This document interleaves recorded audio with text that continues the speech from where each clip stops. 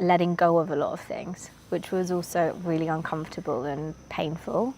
So I think it's when you're in the middle of that transition where it's like things are falling away, but nothing's coming in yet. And not only do I not know what it is or what I'm asking to be called in, and I can't see it, but you're just in this kind of vast space of not knowing, of the unknown. And like that's a really scary place to be, when you don't know when the safety net or that comfort's coming back to catch you. But there's a quote that I read a really long time ago that says, like, when everything is unknown, everything is possible. And so I think there is that sense of, you know, sometimes you need to clear the garden in order for the, you know, new crop to kind of grow, and just like trusting in the process. And I think for me, you know, this recent event is probably the third time that I've gone through that collapse. And even though I know it was like, I know I'm about to climb a mountain and it's going to be like some tears and it's going to be hard, and you know, at the end of it I'm not going to be the same person, and I will have reached a new point of meaning in my life where there's so much richness. And so that's the thing, that in those moments at night when you're like, oh my God, just someone help me, it keeps you moving forward. You know, when I used to think about being back in London, when all I wanted was like, I just want to be in nature and with community and music, and then flash forward 3 years and I'm having that same kind of moment of like, what am I doing? But I'm sat in this pine forest, like, you know, looking out at my van and watching the sunset with an ocean view and the birds calling around me and a fire being lit and friends are due to arrive shortly. And it's like, this was what I wished for. And like all of that change and shift over the last 3 years, it's got me here. And like now I have a life that's beautiful, and like, and that can't be taken away, because it's like I went through that journey and untreaded and regrew and all the rest of it to get here. And it's like, and that's what I'm about to start again. And so I think it's just trusting in that kind of evolution process, that at the end of it there will be more meaning and joy. Here's what's coming up next on the Holo Movement Purpose Lab. Hello, my name is Senka Caro. I'm founder of LightNet, and my passion and purpose is to make the impossible possible. I am here today with Sofia Sarkar, who I sat down with in the heart of the world in Colombia. She is originally from London, but lives now in Portugal, where we're going to be with the Holo Movement Wave in Lisbon at the end of May. So look, it even is reminding us to go and check that out. It is going to be right on the ocean, and we're going to have Lynn McTaggart, Lynn Twist, my heroes there, along with amazing people. I'm going to be doing spoon bending with Scarlett Lewis. It's going to be really amazing to see everybody. It probably all started about 8 years ago.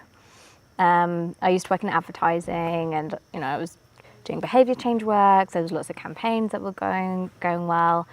And this guy turned around and said to me like, oh, okay, so, you know, what are your hobbies? Like, what do you like doing? And I was like, I love art and I love dancing.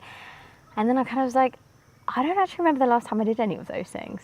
Like, work had become so much like my life, and I was passionate and I loved it, but it was like I'd kind of was losing my sense of self within it. And so it sent me on this journey of like I went cliche, go traveling, and try and find out, you know, what it was I was doing, and, you know, essentially doing something impactful, doing something that involved ideas, you know, was that kind of red thread.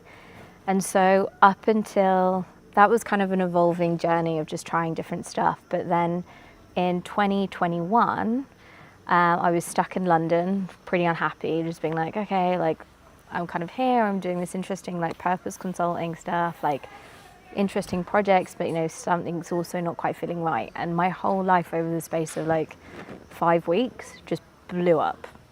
So like my dad went into hospital with a heart attack, one of my best friends died, I broke up with my partner, like my sister had a baby and there was like complications with us having to help look after him. Like my grandparents sold their house because my grandfather had recently just passed away, which I was meant to be living in. Like it was literally like one thing. I lost my job, like every week. It was just like things that normally happen like once in a lifetime. And I got to the end of the 6 weeks and was just like, I don't know if I can take anymore. Like I was holding on by a thread, like my mental health.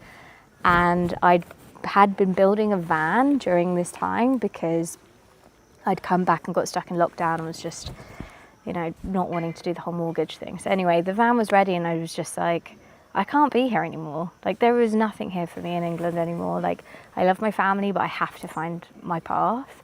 And so I took the van, and I'd always been drawn to Lisbon. Like I was always like, that's a city I could live in. And it just so happened that I had, over the last 10 years, passed through this little fisherman's town called Ericeira. And I didn't really know, I just kind of went there for the day because it was like en route to somewhere else.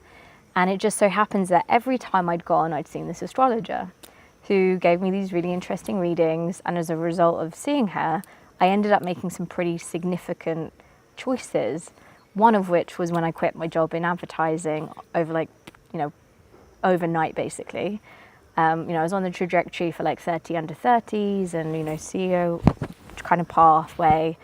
And I just was like, no, I can't do this anymore. And I walked in the next day and just gave my notice and was like, I'm out. And they're like, are you sure? And I was like, yeah, I can't.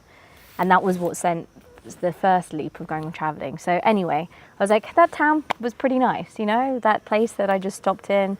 It seems it's by the beach, it's outside the city, I could probably chill there. So anyway, I drove to Portugal, and the minute I got there, my whole body was just like, okay, this is where I'm meant to be. And I was just so calm. And I guess what unfolded after that was like me really feeling like for the first time ever, I really belonged somewhere. And I was meeting all of these people that are like really reevaluating how we live and our way of life.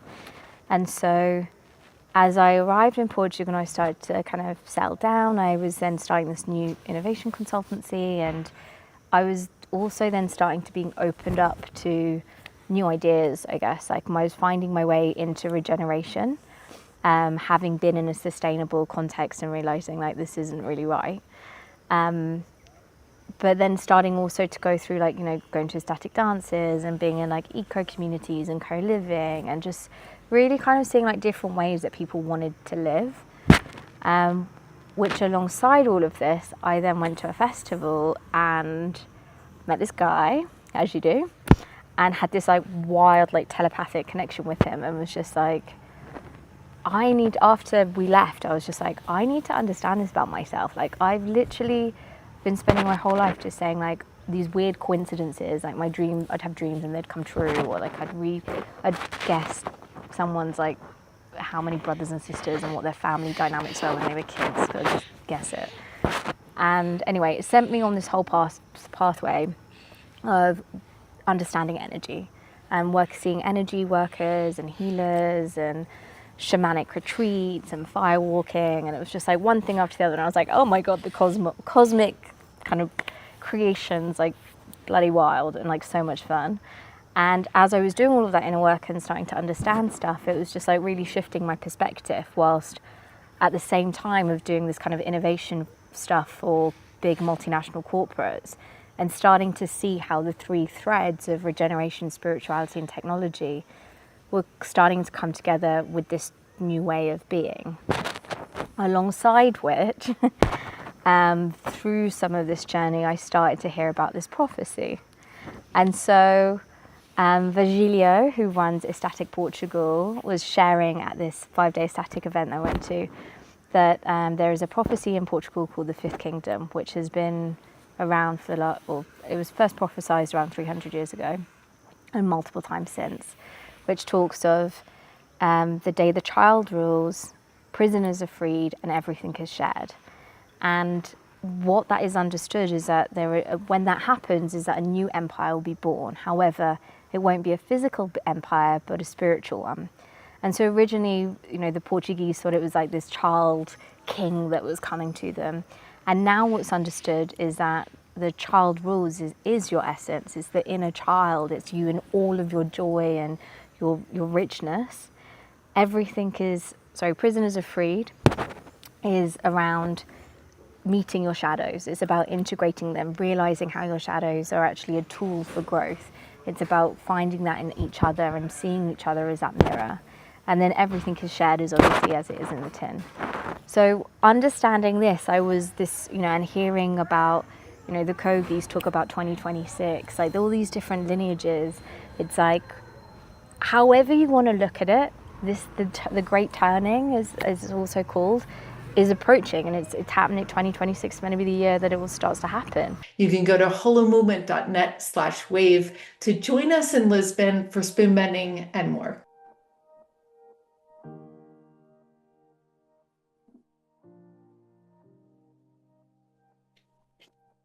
For more, watch the full episode, which will be aired on Monday. Or you can find this story on our podcast, Awaken Your Purpose. To find your passion and purpose, join us at holomovement.net/purpose.